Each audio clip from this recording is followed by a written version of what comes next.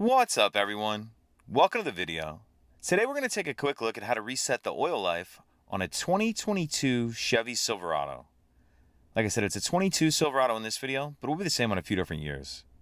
So in order to reset the oil life, you'll need the vehicle running. Then we're going to come over here, and the only buttons I'm going to be using are on the right-hand side of the steering wheel here. Depending on what screen you're starting from, you'll either need to scroll right or left. And scroll right or left until we get to this screen, the one that is an I for info pages.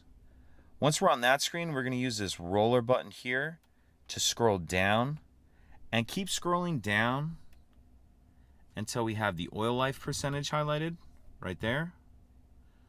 Once we have the oil life percentage highlighted, what we're going to do is press that button in, and then it's going to ask us, are you sure you want to reset? We're going to press over.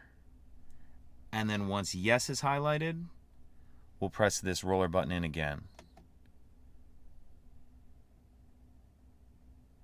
And as you see there, it reset back to 100%. If you have any questions, please let me know.